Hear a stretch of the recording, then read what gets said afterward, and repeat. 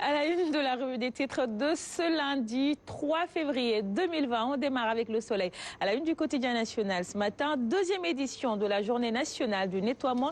Le pays s'approprie le Cleaning Day. Également à la une du soleil, Mamadou Faye, président de la Cour des comptes, qui dit qu'il n'y a aucune interférence dans notre calendrier. Sud Quotidien à présent qui titre sur la malgouvernance des institutions publiques en 2015, 2016 et 2017. Les as de la Cour des comptes s'exclament. Le journal CDC et sa tour à 30 milliards sans aucune retombée pendant 5 ans. CICES et les tendancieux week-ends de Cherga à l'intérieur du pays. Gestion opaque du port autonome de Dakar. Cherkanté rattrapé par son passé. Gestion du coup de sous Cher Omar Anne. L'OFNAC confirmé. Que propose l'As Quotidien ce matin à la une du journal? Rapport de l'OFNAC, les fracassantes révélations de Boun Abdallah Dionne. L'auteur du rapport sur le coude est un Français.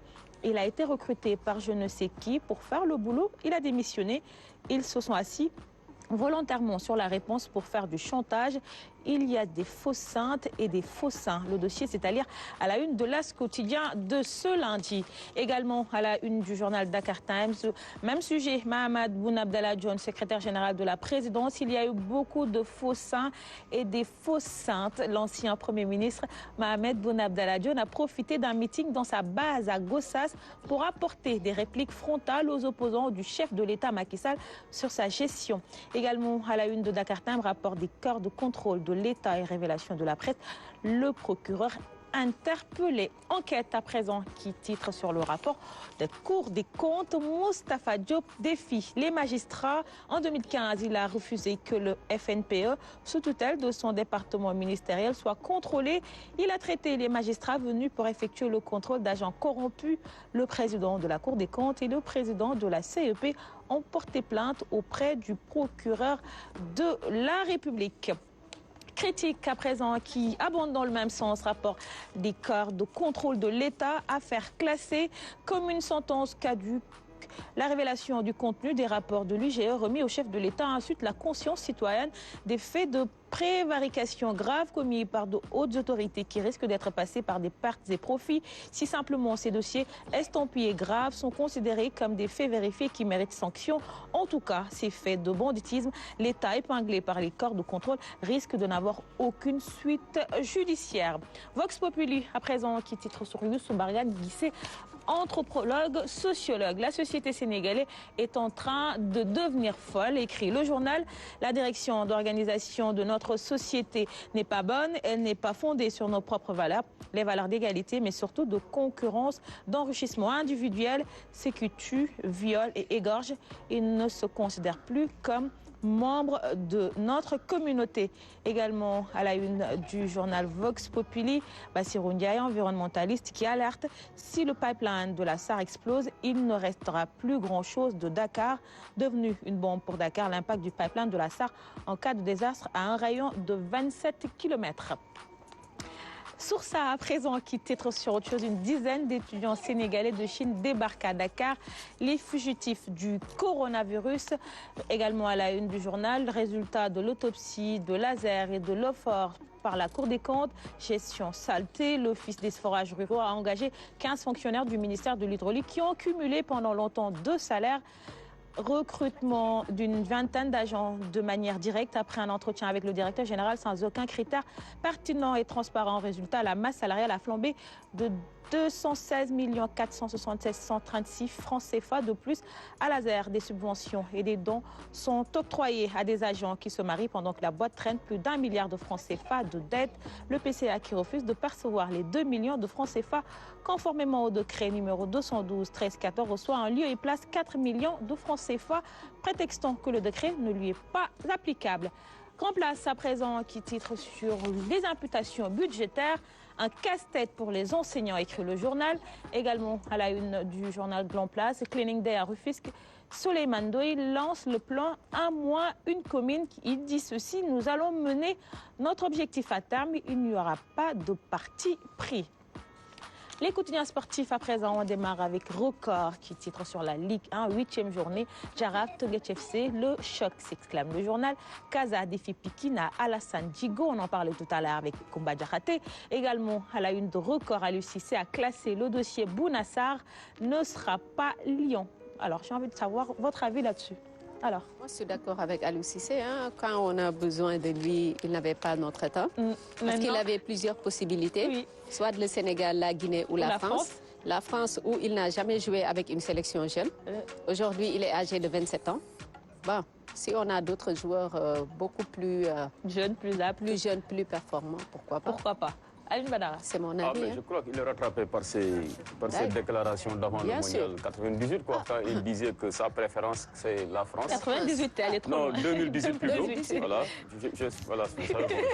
Je ne suis pas né aujourd'hui. Hein, oui. Ok, merci. Alors, donc, je me dis qu'il a été rattrapé par ces déclarations-là. Et puis, quand même, à l'époque, ça fait un peu mal au Sénégal, quoi, parce qu'il n'a laissé aucune perspective quant à la possibilité d'intégrer un jour la tanière en faisant une telle déclaration. Mon choix reste la France. Donc il n'a qu'à assumer jusqu'au bout. Et la France n'a pas besoin de lui actuellement. Bon, et puis quand même, vraiment, dans ce secteur du jeu, le Sénégal quand même est vraiment assez pourvu en très bon jour. Parce qu'il y a de la concurrence et même lui, je pense que s'il venait à intégrer l'équipe, peut-être il serait sur le banc. Et à ce niveau, quand même, il ne vient pas au Sénégal pour être un remplaçant de luxe. Quoi, hein. Donc il n'y a pas de souci. Il peut avoir une autre option avec la Guinée. Avec la Guinée, pourquoi pas. Voilà, puisqu'il avait trois options. Voilà. Une réaction par rapport à cela avec Aliou Badara. En fait, c'est un bon jour, mais ce n'est pas un jour exceptionnel. C'est ça. Et puis à son poste, je ne suis pas certain que s'il arrive, il vient, il va prendre le poste latéral droit. Et puis je pense qu'aussi pour jouer en équipe nationale, il faut le vouloir à 110%, 120%. C'est pas parce que ça n'a pas marché de l'autre côté qu'on va exactement, il ne faut pas être opportuniste. Absolument. Maintenant que la porte est fermée à l'équipe de France. Et bizarrement, cela n'arrive qu'aux joueurs d'origine subsaharienne. Moi, ça me pose problème. Hein.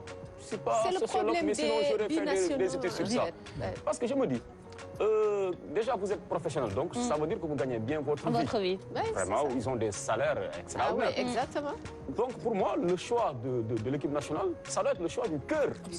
Moi, je ne comprends pas pourquoi seuls les joueurs subsahariens tergiversent au moment de faire un choix quant à leur carrière internationale. Vous êtes déjà membre d'une équipe comme l'Olympique de Marseille, vous avez la reconnaissance sur le plan international, il vous reste juste de franchir un cap et de porter le maillot d'un pays. Mais faites le choix du cœur. Mais des fois, je ne comprends pas. Messi, je peux dire presque à la limite qu'il est né en Espagne, même s'il a vu le jour en Argentine, mais il a presque toute son enfance, il a passé en Espagne. Mais quand il s'agit de faire un choix, il n'a même pas hésité. Il n'a pas hésité. Cristiano Ronaldo, tous ces grands joueurs-là. Il y en a tellement. Kaka Kaladze, qui a joué pour la Géorgie, il n'a jamais fait une Coupe du Monde. Il aurait pu jouer pour peut-être des équipes nationales qui auraient permis de faire ce grand rendez-vous mondial-là. Très bien. Et il y a d'autres exemples en Afrique. Il y en a plein. Mais pourquoi seuls les joueurs noirs, il faut bien qu'on se pose la question, tergiversent au moment de faire un tel choix. Et généralement, quand ils reviennent sur le continent africain, c'est parce que c'est un choix par défaut. Ils n'ont plus de choix. Et c'est malheureux. Et c'est à l'Afrique, aux sélectionneurs africains, de se faire respecter. Moi, je salue cette décision. Moi, je ne peux pas courtiser un joueur pour qu'il puisse intégrer son pays d'origine, l'équipe nationale de son pays d'origine. Je n'ai rien contre ces binationaux-là. Vous avez un choix, mais vous n'avez pas à tergiverser autant. Bien sûr, bien sûr. Le cœur doit choisir librement. Merci beaucoup, monsieur, pour ces réactions. On poursuit cette revue des tours toujours à la une de Record, Dr Fédior, sur Sénégal, Guinée-Bissau de mars. La participation de Salif Sané n'est pas hypothéqué. On poursuit avec Stade qui revient sur le calendrier favorable en Premier League. Sadio et les Reds bénis une avance de 22 points sur le Dauphin City. Quelques formalités pour briser la malédiction. C'est ces 15 points à prendre sur la route d'un 19e sacre. Également à la une du quotidien Stade, record de Trezeguet égalé, barre des 50 buts atteints. Cristiano Ronaldo continue d'écrire l'histoire de la Juve. Clin d'œil à Aliou Badara Kane. Et on termine avec Sunulom qui revient sur le lancement en fanfare hier de Jambar Wrestling Academy. Papa Sow prend sa revanche sur face, titre le journal. Perba élu président, les coachs Baladjouf, Lato, Laïn Djambor, Cheikh Ndiaye, manager général. Également à la une de Sunulom, Sita Papa Sow, Abdou Diouf, Grille de Modouama, Lambji Sajna. s'exclame le journal. C'était tout ce qu'on pouvait lire à la haine. C'est bien dit. Merci beaucoup, Kumba. Merci. Qui s'essaye Wolof. Je comprends très bien Wolof. Monsieur Fall. Elle réussit parfaitement. Monsieur Fall, de la lecture pour vous. Il est 7h. Et la Linguère a battu Africa Promo Foot largement 4-1. Elle reste leader, mais derrière, il y a J Fatigue qui est à 3 longueurs. J Fatigue également vainqueur de Sonacos 1-0. Par le président de la République. Donc, non,